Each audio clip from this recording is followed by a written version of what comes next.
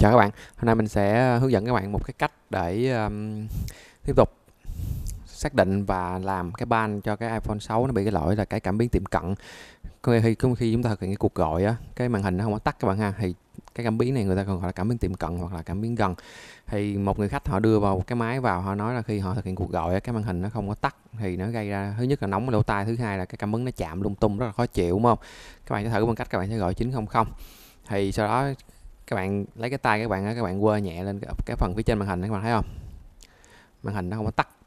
Thì cái này là do cái cảm biến tiệm cận ha. Thì cái cách mà xác định cái dây bị lỗi các bạn thấy không, thì nó nằm ở ngoài cái vip căn bản ngoài trang.vn này ha, mình sẽ không có nói đến về cái trường hợp mà test cái sợi dây đó nữa.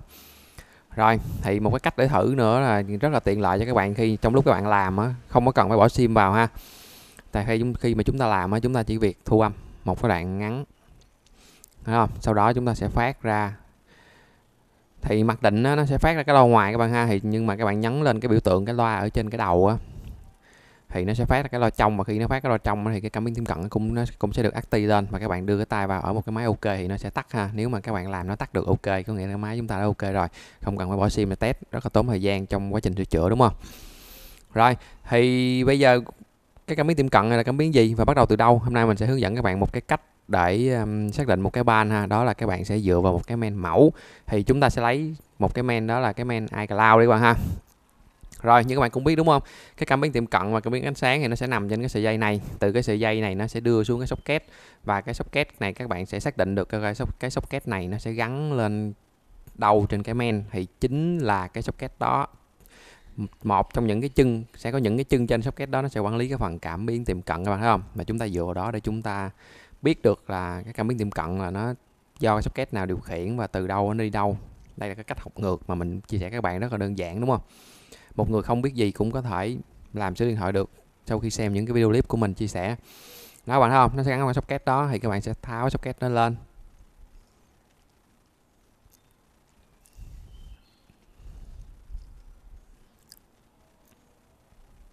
tháo ra. Trên socket nó sẽ có rất là nhiều chân các bạn ha, và những cái chân nó chức năng rất khác nhau, như camera trước nè, rồi loa nè, rồi mic nè, mic để khi mà chúng ta thực hiện gọi FaceTime á, mic của camera trước á, rất là nhiều chức năng. Thì làm sao chúng ta biết được cái chân nào là cái chân nó quản lý cảm biến tiệm cận, đúng không? Rồi thì bây giờ chúng ta sẽ lấy một cái main mẫu là cái main iCloud, đúng không? Một cái main iCloud các bạn ha, thì không, theo như tính toán một cách logic là không có cái lý gì mà một cái main, hai cái main mà nó bị cùng chung một lỗi, đúng không? Nên chúng ta sẽ lấy một cái main iCloud để chúng ta đo mẫu so với lại cái main nó đang bị lỗi, xem cái tổng trở trên cái chân nó khác nhau như thế nào. Và cái cách đo tổng trở rất là đơn giản, các bạn chỉ lấy cái đồng hồ và các bạn chỉnh vào thang đo 10, đúng không? X10, sau đó các bạn sẽ lấy que đen mà chọc vào đây đỏ, và sau đó các bạn sẽ chỉnh cho nó về không. Khi các bạn làm quen rồi các bạn không cần làm thao tác này, nhưng mà khi mà chúng ta làm chưa quen chúng ta nên tập làm cái thao tác ha, chỉnh về không để đo cho nó chính xác đó, mà cho mắt chúng ta nhìn nó quen. Rồi sau đó các bạn sẽ lấy cái main iCloud và cái main nó bị lỗi, cái mới tiệm cận lên, đúng không? Cái main iCloud mình sẽ ghi cái chữ iCloud rồi, và mình sẽ đo mẫu. Đo thì chúng ta đâu có biết được cái chân nào là cái chân điều khiển đâu, đúng không? Nên chúng ta cứ đo mẫu thôi, đo cái chân. Bây giờ mình sẽ đo hàng dưới trước ha, và mình đo từ bên phải qua bên trái đi. Rồi chân 1,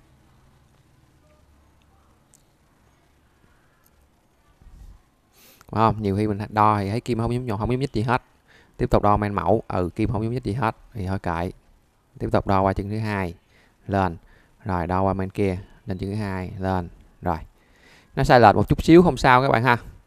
Đo qua chân thứ ba, rồi đo qua chân thứ ba main mẫu, không, nó lên bình thường các bạn thấy không? Những chân nào mà nó tương đối bằng nhau á là những chân đó có thể là nó ok các bạn ha. Chỉ khi mà các bạn thấy một cái chân nào nó sai lệch quá nhiều thì chúng ta tập trung cái chân đó. Rồi và các bạn tiếp tục đo như vậy đến đo hết cái socket luôn. Nếu mà cái hàng dưới ok rồi, chúng ta tiếp tục đo lên tiếp trên cái hàng trên, chân 1 hàng trên main mẫu, không có gì hết. Đo qua main bị lỗi xem. Sorry các bạn, mình đo hụt cũng vậy, không có gì hết. Rồi tiếp tục đo qua chân thứ hai, ok, ghim lên, đo tiếp qua chân thứ hai bên main mẫu, còn không, nó lên nó hơi sai lệch chút xíu các bạn, không sao. Tiếp tục đo vào chân thứ ba. Rồi đo vào chân thứ ba của cái men bị lỗi. Wow, các bạn thấy không, kim nó về không luôn, có nghĩa lúc này là nó đang có thể cái chân này nó bị chạm đây. Đo lại lần nữa. Rồi về không. Để chắc chắn nó chạm ấy, thì chúng ta sẽ đảo đầu que đo. Lúc này que đỏ chúng ta sẽ chấm mát, và que đen chúng ta chấm lên cái chân mà nghi ngờ nó bị chạm á. Wow, các bạn thấy không, kim nó về không luôn rồi, và chân này đang bị chạm rồi. Đo qua cái men mẫu xem. Wow, kim mới lên không có chạm. Rồi chúng ta xác định được có thể là do cái chân này nó đang bị chạm nên nó gây ra mất cái cảm biến tiệm cận, đúng không? Và chân nó chân gì? Nếu chúng ta muốn biết thì chúng ta sẽ mở giấy head-up lên. Và cái tool giấy head-up này các bạn sẽ phải đầu tư các bạn ha, nó rất là hữu ích cho cái việc sửa chữa cũng như học hành của chúng ta. Nó là một cái phần mềm nó mô phỏng cái men á, nên các bạn dựa vào nó để các bạn so sánh, các bạn đo và nó hỗ trợ sửa chữa tốt lắm. Rồi mở cái giấy head-up lên. Sau đó các bạn sẽ thấy được cái socket. Thấy chưa? Đó, cái socket này các bạn lít chuột vào nó sẽ ghi là socket J1111.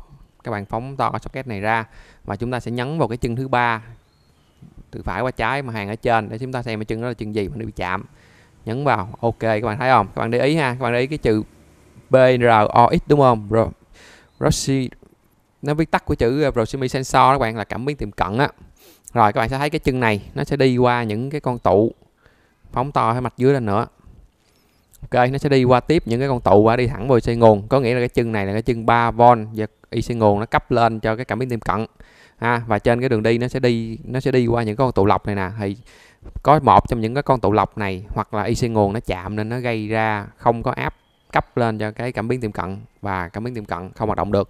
Thì thường ở những cái banh chạm như vậy các bạn sẽ thấy nha, cảm biến tiệm cận không hoạt động được nó sẽ kèm theo cái lỗi đó là lỗi hao pin nóng máy các bạn ha. Rồi thì cái này mình sẽ vẽ hình sơ qua cho các bạn hiểu ha.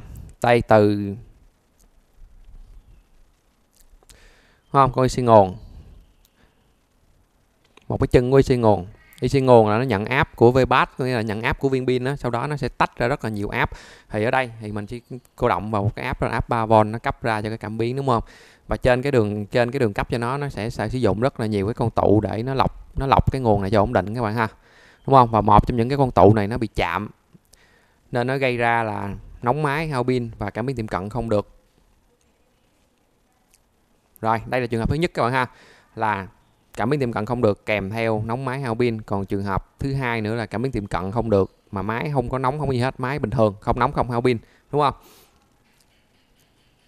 Nó chỉ có hai trường hợp đó thôi các bạn thấy không? Một cái đường xá nó đi, mình cố tình là vòng do vậy để các bạn thấy không, những cái con tụ nó sẽ nằm ở rất là nhiều vị trí khác nhau, và chỉ cần một trong những con tụ đó chạm thì cái đường thì nguyên một cái đường này nó sẽ chạm luôn. Và cái nhiệm vụ của các bạn là các bạn phải tìm ra được cái con tụ nó bị chạm, đúng không?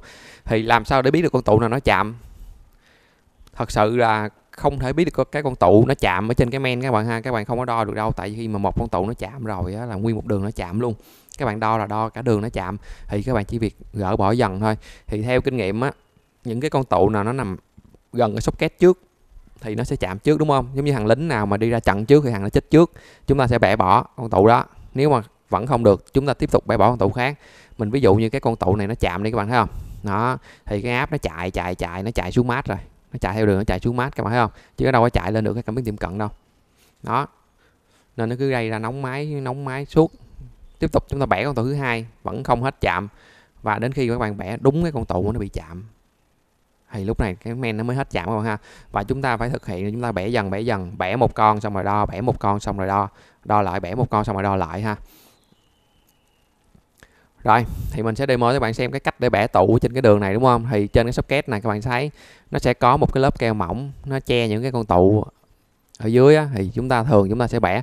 Nếu mà như mà các bạn chưa có kinh nghiệm thì các bạn phải bẻ dần như mình thôi. Các bạn phải bẻ lần từ ngoài, bẻ lần vào trong, đúng không? Khi mà các bạn đã làm một máy, hai máy rồi, các bạn thấy cái đường này nó chạm, thực ra là cái con tụ này khả năng chạm nhiều nhất. Thì sau này gặp cái máy thứ ba các bạn sẽ đè đầu con tụ ra, các bạn bẻ đầu tiên. Thì đó là cái kinh nghiệm, và tất cả những cái kinh nghiệm này mình có được những người anh em, kinh nghiệm của những người anh em truyền lại, cũng như kinh nghiệm trong quá trình mình làm việc, thì mình có add trực tiếp lên cái hình vẽ ở trên cái trang web á, Solution. Thì các bạn đăng nhập vào trang web đó, các bạn sẽ giúp các bạn sửa ban rất là nhanh các bạn ha, sửa nhanh và chính xác hơn. Còn những cái video clip này thì mình sẽ làm để hướng dẫn các bạn, để các bạn tập tự làm, tự xác định cái ban thôi, đúng không? Nó vẫn hay hơn nhiều khi các bạn xem clip làm không được, quên, các bạn xem hình các bạn làm không được thì các bạn xem cái clip này để các bạn bắt đầu, phải không? Sau khi mình bẻ một con ra thì mình chích cái que đo cho mình đo thì nó vẫn còn chạm rồi, thì ở bên này hết rồi, bên này có 2 con bẻ hết trơn, các bạn thấy không? Nó 2 con kết bẻ hết trơn rồi, nhưng mà nó vẫn còn chạm. Thì bây giờ mình sẽ lật qua mặt thứ ba, sau đây các bạn lật qua cái mặt sau để mình tiếp tục mình bẻ tiếp những con tụ ở phía sau. Thì rất là may mắn các bạn ha, khi mà mình lật qua cái mặt sau thì mình thấy, các bạn để ý kỹ các bạn sẽ thấy, soi kỹ các bạn sẽ thấy có một cái con tụ, có một cái đầu nó bị cháy vàng khè luôn, mà cái này mình phải có kính hiển vi mới nhìn nổi ha, mắt thường nhìn không thấy được cái sự khác biệt, các bạn thấy không? Đó, các bạn thấy không, nó chạm, nó cháy á. May mắn lắm là các bạn sẽ gặp được những con tụ này. Và nếu mà các bạn chỉ cần quan sát kỹ á, thực ra trong quá trình sửa chữa là các bạn quan sát là các bạn đã có thể sửa được 60% bệnh rồi đó. Có những cái ban đặc trưng ha, những con tụ nó chạm, nó cháy như vậy, nó đổi màu các bạn ha. Chúng ta chỉ việc lẫy nhẹ nó qua, và cẩn thận kế bên đó là con audio code các bạn ha. Coi dừng lẫy chút bể audio code luôn rồi, phải thay thế thêm audio code nữa. Bạn sử dụng cái nhíp, cái nhíp cái đầu nhọn á, cái nhíp này cái nhíp chuyên để dành cho gấp những cái linh kiện điện thoại, nên cái đầu nó rất là nhọn và nó bằng các bạn ha. Thì cái nhíp này mình cũng có kinh doanh cái sản phẩm này, nó nằm ở cái tầm giá là 55.000 một cây. Cái đầu nó rất là nhọn và rất là mỏng ha, dùng để gấp tụ với gấp IC á, nó chuẩn xác. 55.000, chỉ có 55.000 cây nhíp này thôi các bạn ha. Rồi sau khi bẻ con tụ này ra, bạn thấy không, nhìn mắt thường nhìn vô là cũng đã thấy được nó muốn chạm rồi ha. Thì mình bẻ nó xong thì mình sẽ lấy ra mình đo. Nếu mà cái tổng trợ của nó lên đúng hết chạm rồi thì đã coi như là chắc chắn là cái ban này đã được khắc phục xong rồi, các bạn thấy không? Bạn thấy đơn giản không? Thì ở những cái ban mà UI á, những cái ban mà nó gói gọn rất trong những cái chân data ít á, thì chúng ta có thể là chúng ta làm theo cái cách giống như mình hướng dẫn các bạn để xác định ban ha. Và hầu hết như tất cả các điện thoại luôn á, chứ không riêng iPhone 6 và cũng không riêng gì cái iPhone đâu, Samsung này nọ, các bạn cũng làm y chang vậy thôi, không khác gì hết ha. Rồi thì sau khi mà đo với cái men bị lỗi nó hết chạm rồi, các bạn sẽ thấy, các bạn thử ha, nó sẽ cảm biến tiệm cận nó sẽ ok thôi, các bạn thấy không? Rồi thì cái lúc này thì chúng ta đã có thể là gọi điện cho khách và báo là cái máy anh đã được sửa xong với một cái mức chi phí là 600 hoặc là 800 gì đó. Các bạn đừng có thấy đơn giản bẻ con tụ như vậy là lấy là các bạn làm rẻ tiền, không có đâu, nó rủi ro nhiều lắm. Trong lúc các bạn mở màn hình ra hư màn hình thì sao? Trong lúc các bạn gỡ cái men ra mất nguồn thì sao, đúng không? Nên các bạn phải lấy đúng giá, đúng thị trường, đừng có phá giá ha.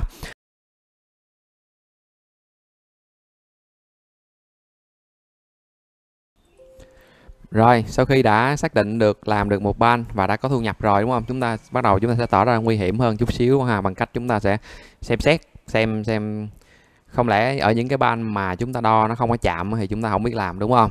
Rồi thì như lúc nãy các bạn để ý ha, các bạn sẽ thấy được có một cái chữ BROX ha, là cái chữ đó là nó có liên quan đến cảm biến tiệm cận, đúng không? Bây giờ chúng ta sẽ lên Google để chúng ta search xem cái chữ đó là cái chữ gì.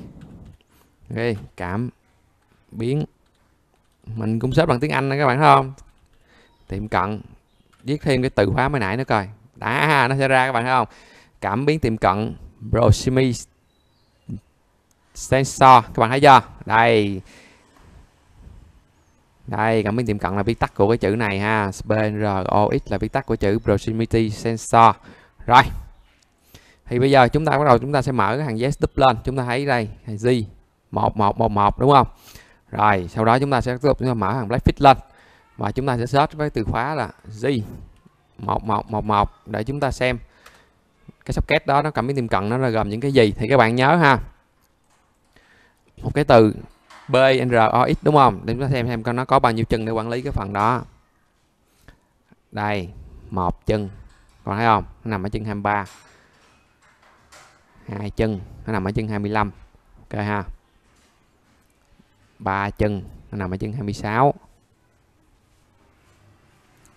đây, 4 chân nó nằm ở chân 32. Rồi sau đó chúng ta sẽ kéo thêm xuống chút xíu nữa,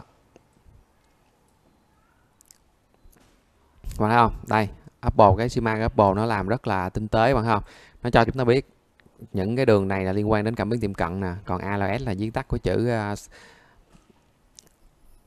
cảm biến ánh sáng á các bạn, ambient light sensor. Rồi thì các bạn thấy ha, cái trừ cái chân này, róc này nó có đi qua thêm một con quy 1101 nữa. Như vậy cái con này nó cũng liên quan đến cái phần cảm biến tiệm cận đúng không? Rồi, như vậy có tất cả 5 cái vấn đề để chúng ta chú ý ha. Rồi bây giờ chúng ta sẽ lên chúng ta xem những cái cảm biến tiệm cận này nó sẽ đi qua đâu bằng cách là các bạn thấy không, bạn thấy chân 23 nè và 25 ha. Rồi chúng ta nhớ nha, chân 23 và chân 25. Mở giấy đúp lên, chúng ta phóng to cái socket này ra, chúng ta coi coi chân 23. Đây, chân 23 là chân này các bạn thấy không? Chúng ta nhấn vào. Rồi, nó sẽ hiện lên cho các bạn thấy ha, chân này là chân 3V đúng không? Đi qua cái tụ C này. Rồi đi qua cái cuộn dây FL này. Rồi, các bạn chú ý nhớ cái cuộn dây FL này ha.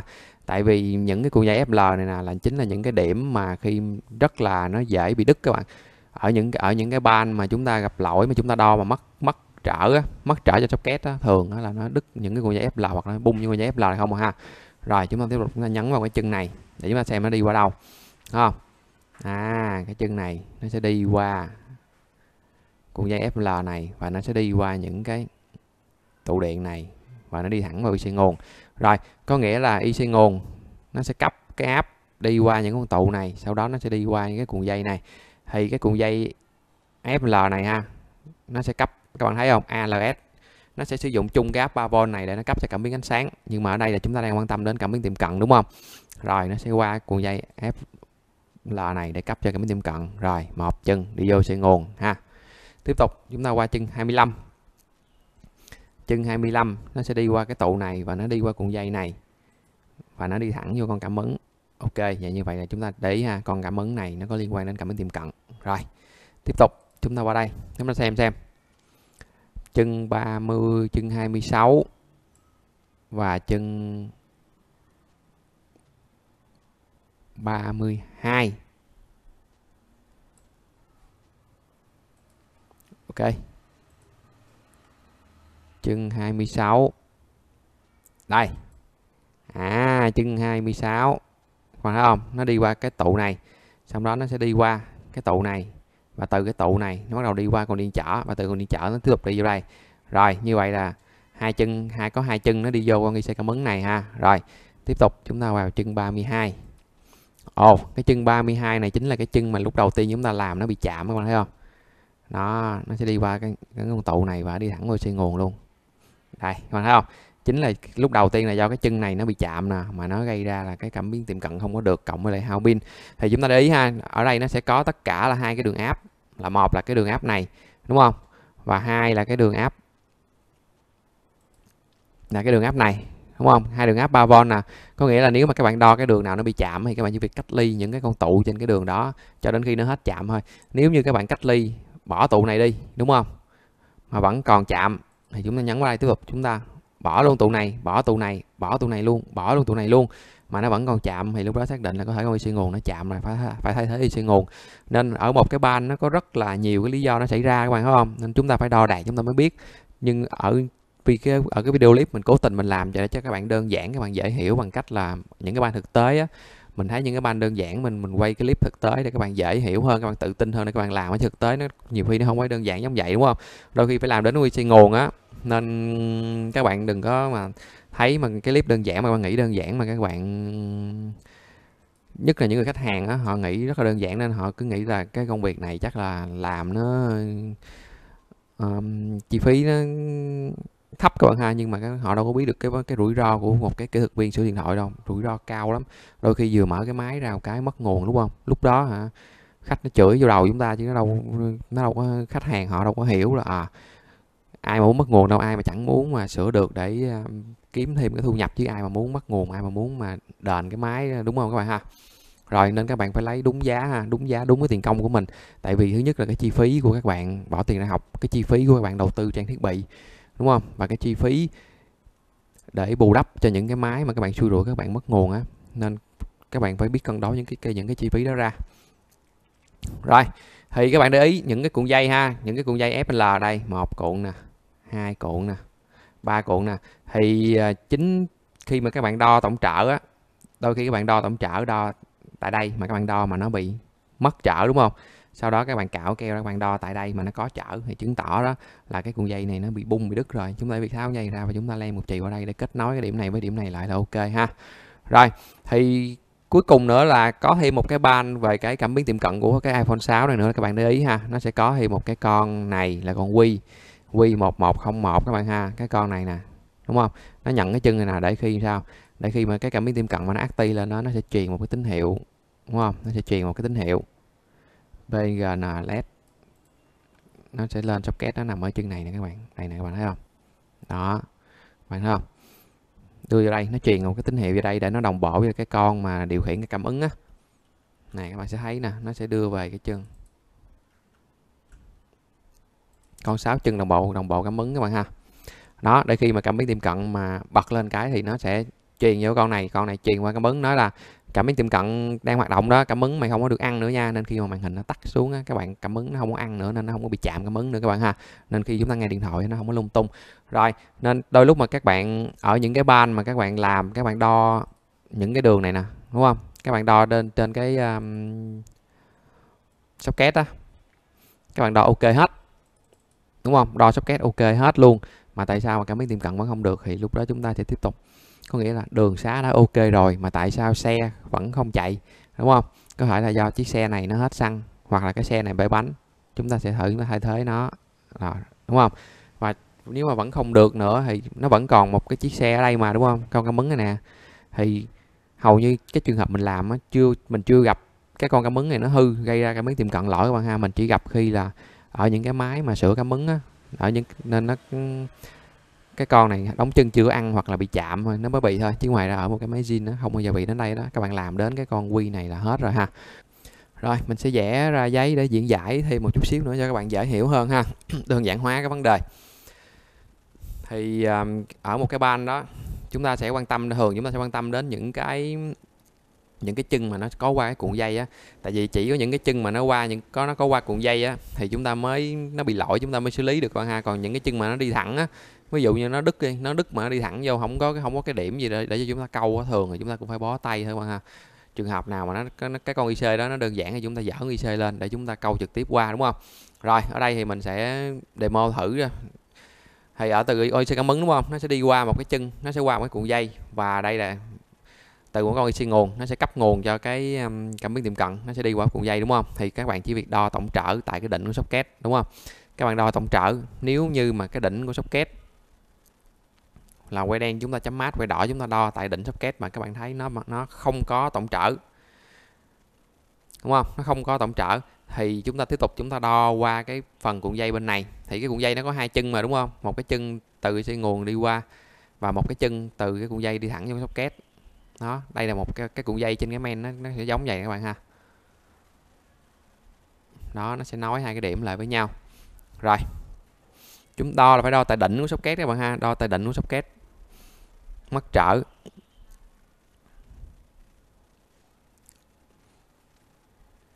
Và chúng ta đo lại cái chân phía bên kia cuộn dây mà chúng ta thấy nó có trở, có nghĩa là cái cuộn dây này nó đang có vấn đề các bạn ha. Bên này có trở. Rồi, bên này mà chúng ta đo mà chúng ta thấy mất trở có nghĩa là cái kim nó không có nhúc nhích vậy các bạn. Cái kim nó không có động đậy thì chúng ta gọi là mất trở ha. Rồi, có nghĩa là cái cuộn dây này có thể nó bị đứt hoặc là nó bị bung chân lên rồi, thì cái việc rất là đơn giản là chúng ta chỉ việc cách ly cái cuộn dây này ra, chúng ta tháo ra, sau đó và chúng ta lấy cục chì chúng ta lem qua, hoặc là các bạn lấy cái sợi dây đó, các bạn câu qua để cho hai cái điểm nó ăn lại với nhau là được, đúng không? Rất là đơn giản. Rồi, còn trường hợp như những cái máy mà nó bị thêm cái hao pin rồi mà các bạn đo thấy nó chạm thì các bạn chỉ việc chạm cái đường nào các bạn chỉ việc cách ly những cái con tụ trên cái đường đó thôi các bạn ha. Tại vì khi mà nó chạm, thấy không, điện áp nó sẽ đi theo cái đường chạm, nó chạy xuống mát hết trơn à, nó đâu có cấp được đâu, nên chúng ta cách ly bỏ là ok.